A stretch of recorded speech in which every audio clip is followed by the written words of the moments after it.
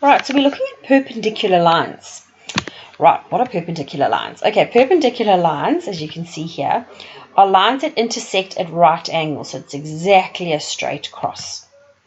So if you look over here, the line negative 2x plus 4 is this line here, the blue one. It's got an x-intercept of 2 and 0, okay? And the y-intercept is of 0 and 4. So 2 and 0, 0 and 4.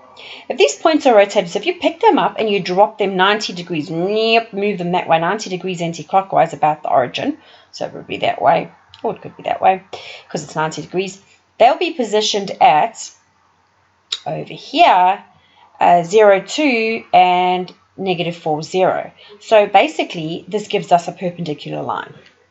So that's what we're looking at. Now, when lines are perpendicular, the product of their gradients is negative 1. Probably important thing to write down. So product means you've got to times them together, and the answer should give you negative 1. Now, M1 tells us the gradient of the first line. M2 tells us the gradient of the second line. They're right next to each other, which means they are multiplied, equals negative 1. So that says the same as that. Okay, so whichever you want to write down in words or in the formula, it's probably a good idea. All right, show that the line y equals 3x take 10 is perpendicular to the line 6y plus 2x plus 12 equals 0.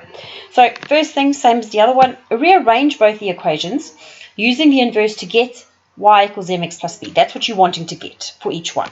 All right, so if we look at the first one, it basically is in that situation, right? So y equals 3x take 10. So our m1, our first gradient, is 3. There's our gradient there. Our gradient is 3. Let's do the next one.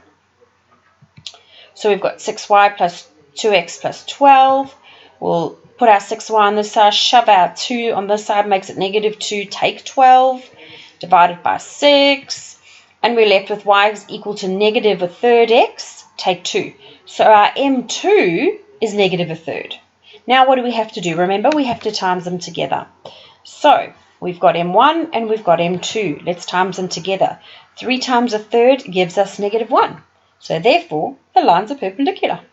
All right, give it a go, my loves.